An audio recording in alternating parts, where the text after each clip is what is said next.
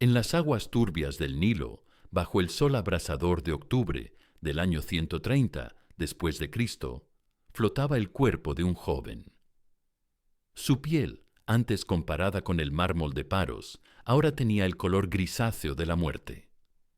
Los cabellos negros se extendían como algas en la corriente, y sus ojos, que una vez encendieron la obsesión del hombre más poderoso del mundo, miraban vacíos hacia un cielo que ya no podía ver. Dicen que el cuerpo no miente, y el de Antino contaba una historia que nadie en la corte imperial se atrevía a leer. No era la historia de un amor glorioso entre un emperador y su favorito, como cantarían después los poetas pagados. Era la historia de un sistema que convertía la juventud en mercancía, la belleza en moneda de cambio, y la vulnerabilidad en espectáculo para los poderosos. Los soldados que sacaron el cadáver del río susurraban entre ellos. Algunos hablaban de sacrificio ritual, otros de accidente. Los más valientes murmuraban sobre suicidio, pero nadie se atrevía a pronunciar la palabra que mejor describía lo ocurrido: asesinato. No asesinato con cuchillo o veneno, sino algo más sutil y más cruel. El asesinato de un alma joven por un sistema que confundía el poder con el amor y la posesión con la devoción. Ya no era el hermoso Efebo de Bitinia, ya no era el favorito imperial, ya no era el modelo viviente de la perfección griega. Solo era un cuerpo más en las aguas del Nilo, testimonio silencioso de lo que ocurre cuando el poder absoluto decide que un ser humano existe únicamente para satisfacer sus caprichos. Para entender cómo llegó hasta ahí, hay que volver a una pequeña ciudad de Bitinia, donde nació un niño que el destino marcaría no con gloria, sino con una tragedia que aún hoy nos estremece. Antino nació alrededor del año 111 en Claudiópolis, una ciudad modesta de Bitinia que se aferraba a las montañas de Anatolia como una flor silvestre entre las rocas. Era hijo de personas sencillas. Su padre, un artesano griego cuyo nombre no quedó en los registros, y su madre, una mujer de presencia serena que falleció cuando él apenas comenzaba a caminar. Desde pequeño, Antino destacaba por una belleza serena que los antiguos griegos llamaban kalos, una armonía entre cuerpo y espíritu que evocaba algo trascendente. Sus facciones eran simétricas como las de una escultura clásica, su piel suave como el mármol pulido, y sus ojos oscuros parecían guardar secretos de otros tiempos. Sin embargo, en un mundo donde el poder dictaba los destinos, esa belleza no siempre era un regalo. A veces podía convertirse en una carga silenciosa. Su padre intentó cuidarlo, alejándolo de los caminos principales y enseñándole el oficio de la cerámica, esperando que las manos manchadas de arcilla protegieran su inocencia. Pero en las provincias del Imperio Romano, incluso las intenciones más puras podían verse superadas por las fuerzas mayores. En aquel tiempo, las relaciones entre adultos influyentes y jóvenes destacados eran vistas bajo una luz distinta a la actual, envueltas en discursos sobre formación y admiración idealizada. Aunque estos vínculos se presentaban como parte de una tradición, su trasfondo dejaba muchas preguntas sin responder. Antino creció ajeno a esas complejidades. Jugaba entre ruinas antiguas, corría por colinas cubiertas de olivos y soñaba quizás con ser artista o filósofo. No sabía que su imagen comenzaba a ser mencionada entre quienes residían cerca del poder, ni que su nombre aparecía en cartas enviadas a lugares lejanos. En el año 123, cuando tenía alrededor de 12 años, su vida cambió para siempre. Adriano llegó a Bitinia como una tormenta dorada. El emperador viajaba constantemente por sus territorios, no solo para inspeccionar las fronteras, sino para satisfacer su obsesión por la cultura griega. Era un hombre culto, arquitecto, poeta, filósofo. También era un depredador sistemático de jóvenes vulnerables, aunque los historiadores de la época prefirieran envolver sus crímenes en eufemismos elegantes. La primera vez que Adriano vio a Antino, el muchacho estaba en el taller de su padre, concentrado en dar forma a una vasija de arcilla. La luz del atardecer entraba por la ventana pequeña y convertía su perfil en una obra maestra viviente. El emperador se detuvo en la entrada y por un momento que cambiaría 2 vidas para siempre, contempló no a un niño, sino a una posesión que debía obtener. Lo que siguió fue un proceso que el poder imperial había perfeccionado durante siglos. No hubo violencia explícita. No hubo soldados arrancando al niño de los brazos de su padre. Hubo algo más sutil, y por eso mismo más terrible. La seducción sistemática de una familia pobre, con promesas de gloria y prosperidad. Adriano habló con el padre de Antino sobre educación y oportunidades. Le describió la vida en la corte imperial, las bibliotecas de Atenas, los maestros más sabios del mundo. Prometió que el muchacho sería tratado como un hijo adoptivo, que aprendería filosofía y retórica, que su futuro sería brillante. El padre de Antino, un hombre simple que trabajaba con sus manos, ¿cómo podía rechazar semejante oferta? ¿Cómo podía negarle a su hijo la posibilidad de escapar de la pobreza provincial? En un imperio donde decir no al emperador equivalía a sentencia de muerte, ¿qué opciones tenía realmente? Antino escuchó la conversación desde un rincón del taller. A los 12 años no comprendía completamente lo que estaba sucediendo, pero algo en la mirada de aquel hombre poderoso le erizó la piel. Era la mirada de un coleccionista que había encontrado una pieza única. Era la mirada de un cazador que había acorralado a su presa. Esa noche, su última noche en casa, Antino no pudo dormir. Se quedó despierto mirando por la ventana las estrellas que siempre había conocido, sin saber que nunca más las vería desde aquel lugar, sin saber que acababa de comenzar una pesadilla que duraría 7 años y terminaría en las aguas del Nilo. Al amanecer, cuando subió al carruaje imperial que lo alejaría para siempre de su hogar, Antino todavía creía que iba hacia la aventura. No sabía que iba hacia la esclavitud dorada, hacia convertirse en el objeto de una obsesión que lo consumiría vivo. Roma recibió a Antino con los brazos abiertos y las cadenas ocultas. Lo alojaron en una villa magnífica en las colinas del Palatino. Le asignaron tutores griegos y romanos. Le proporcionaron ropas de seda y una mesa abundante. Todo era perfecto, todo excepto una cosa fundamental, su libertad. Porque Antino no era un invitado en Roma, era una posesión, una mascota imperial disfrazada de protegido. Sus días siguieron pronto una rutina diseñada para moldearlo según los deseos de Adriano.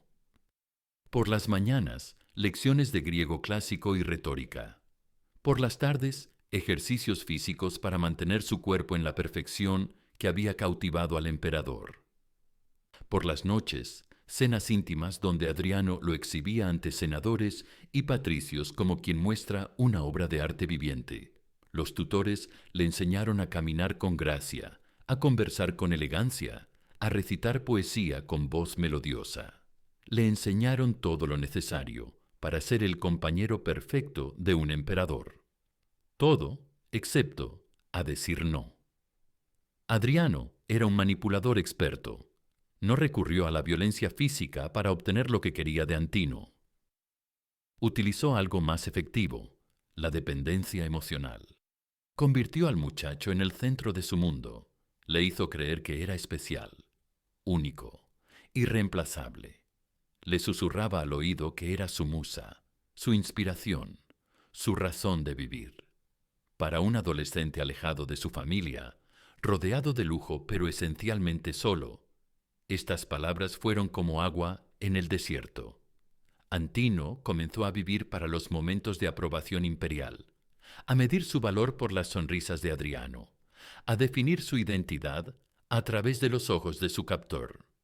Era el síndrome de Estocolmo en versión imperial. El secuestrado que se enamora de su secuestrador. la víctima que defiende a su abusador. Pero bajo la superficie dorada de aquella vida de privilegios, algo en Antínoo comenzó a pudrirse. Los espejos del palacio le devolvían la imagen de un joven hermoso, pero él comenzó a ver algo diferente. Un objeto, una cosa, una propiedad imperial que respiraba. Su cuerpo no le pertenecía. Cada músculo había sido esculpido según las preferencias del emperador. Cada gesto había sido ensayado para causar el efecto deseado. Cada sonrisa era una actuación para mantener contento al dueño de su destino. Y cuando Antínoo intentaba recordar quién había sido antes de Roma, antes de Adriano, antes de convertirse en el favorito imperial, encontraba solo un vacío. El niño de Bitinia había sido borrado sistemáticamente, reemplazado por una creación artificial, el amante perfecto de un emperador. Los cortesanos lo envidiaban y lo despreciaban a partes iguales. Era el favorito, tenía el oído del hombre más poderoso del mundo, pero todos sabían la verdad. Era un esclavo dorado, un juguete caro, una demostración viviente de que en Roma incluso los seres humanos tenían precio. En el año 129, cuando la comitiva imperial llegó a Alejandría, Antínoo tuvo su primera revelación verdadera sobre su destino. En la biblioteca más grande del mundo conocido, entre papiros que guardaban el conocimiento de siglos, encontró los registros de otros favoritos imperiales. Los nombres de jóvenes que, como él, habían sido arrancados de sus hogares, elevados a las alturas del poder, adorados como dioses vivientes, y luego olvidados cuando su belleza se marchitó. Algunos habían sido enviados discretamente de vuelta a sus provincias con una pensión modesta y la orden tácita de no volver jamás a Roma. Otros habían muerto en circunstancias misteriosas, accidentes de caza, fiebres repentinas, caídas desde terrazas altas. Unos pocos habían optado por el suicidio antes que enfrentar la ignominia del abandono. Ninguno había envejecido en el poder. Ninguno había encontrado el amor verdadero. Todos habían sido consumidos por la máquina imperial, que convertía la vulnerabilidad humana en espectáculo para los poderosos. Esa noche, mientras Adriano dormía a su lado en el palacio de Alejandría, Antínoo se quedó despierto contemplando el cielo nocturno a través de la ventana abierta. Las mismas estrellas que había visto de niño en Bitinia ahora le parecían ojos acusadores, testigos silenciosos de su degradación. Ya no era Antínoo de Bitinia, el hijo del artesano.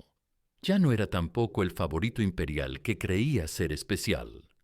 Era una mercancía con fecha de caducidad, un objeto cuyo valor disminuía cada día que pasaba. La pregunta que lo atormentaba no era si sería abandonado, sino cuándo. ¿Y qué haría cuando llegara ese momento?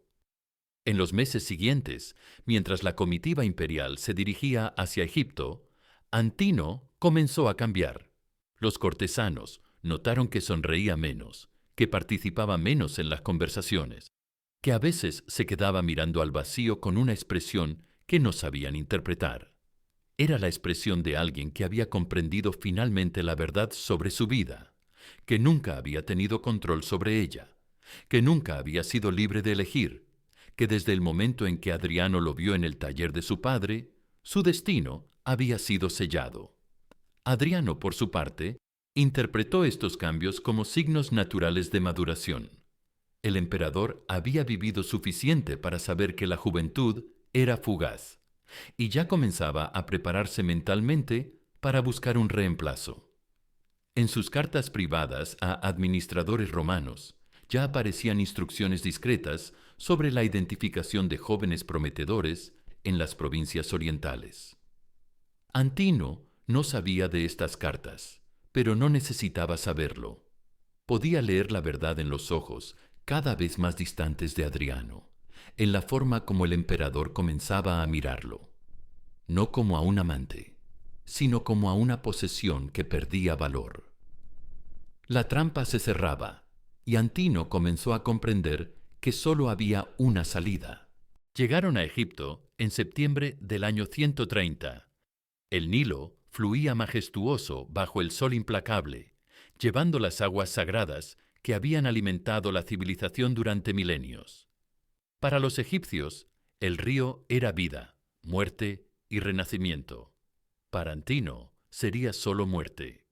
La comitiva imperial navegaba en una barca dorada, una demostración más del poder romano sobre las fuerzas de la naturaleza. Adriano dictaba cartas, planificaba fundaciones de ciudades, recibía embajadores. Antino permanecía silencioso en la cubierta, contemplando las aguas que reflejaban un cielo inmisericorde. Los testimonios de lo que ocurrió la noche del 30 de octubre son contradictorios, pero hay elementos que todos coinciden en mencionar. Antino se levantó en medio de la noche, caminó hasta la cubierta. Se quedó un largo tiempo mirando las aguas. Algunos dicen que resbaló, otros que fue empujado. Los más valientes susurran que saltó. Pero la verdad más probable es la que nadie quiso admitir, que un joven de 19 años, que había perdido todo control sobre su vida desde los 12, decidió reclamar al menos el control sobre su muerte. El agua del Nilo era fría en octubre. Antino, que había aprendido a nadar en los ríos de Bitinia, podría haberse salvado fácilmente, pero no luchó contra la corriente. Se dejó llevar. Cuando encontraron su cuerpo al amanecer, Adriano lloró como nunca había llorado. No era dolor por la pérdida de un ser amado. Era la rabia de un coleccionista que había visto destruirse su pieza más preciada. Sin embargo, en su desesperación, el emperador tomó una decisión que habría horrorizado al Antino vivo. Lo declaró Dios. La muerte de Antino desató en Adriano una obsesión que superó incluso a la que había sentido por él en vida. El emperador no solo ordenó su deificación, sino que mandó erigir templos en su honor por todo el imperio, acuñar monedas con su imagen, esculpir miles de estatuas que reproducían su rostro juvenil. Fundó una ciudad entera en el lugar donde había muerto, Antinoopolis, en la orilla oriental del Nilo, una ciudad consagrada a la memoria de un joven que solo había querido ser libre. La ironía era cruel y perfecta. En vida, Antino había sido negado como persona, reducido a objeto, privado de autonomía. En muerte, fue elevado al Olimpo, adorado como divinidad, venerado por millones de personas que nunca habían conocido su verdadero nombre. Miles de peregrinos acudían a sus templos para pedir favores al Dios hermoso. Poetas componían himnos a su belleza eterna. Filósofos teorizaban sobre su naturaleza divina, pero nadie recordaba al niño de Bitinia que solo había querido hacer vasijas de arcilla en el taller de su padre. Las estatuas lo mostraban siempre joven, siempre perfecto, siempre hermoso. Era la juventud eterna que nunca había tenido en vida, artificial, fría, inmóvil. Adriano vivió 13 años más después de la muerte de Antino. Nunca tuvo otro favorito. Envejeció solo, rodeado de miles de imágenes del joven muerto, en una especie de mausoleo viviente de su propia culpa. Cuando el emperador murió en el año 138, sus últimas palabras fueron para Antino. Pero no fue una disculpa. Fue una lamentación egoísta por la pérdida de su posesión más preciada. Siglos después, cuando el cristianismo barrió los dioses paganos y destruyó la mayoría de los templos de Antino, su historia sobrevivió transformada. Los historiadores cristianos la usaron como ejemplo de la decadencia moral del paganismo. Los románticos del siglo XIX la convirtieron en símbolo del amor trágico. Los arqueólogos modernos la estudian como ejemplo de las relaciones de poder en el mundo antiguo. Pero cada interpretación dice más sobre quien la hace que sobre Antino mismo, porque la verdad sobre su vida es simple y terrible. Fue un niño que creció demasiado rápido en un mundo que consumía la inocencia como combustible para las fantasías de los poderosos. Su historia no terminó en el Nilo. continúa cada vez que un joven vulnerable es explotado por alguien con poder, cada vez que la belleza se convierte en mercancía, cada vez que la dependencia emocional es confundida con amor. Porque hay tragedias que no pertenecen al pasado, que se repiten con rostros diferentes, pero con la misma estructura de poder, la misma confusión entre posesión y cariño, la misma reducción del ser humano a objeto de consumo.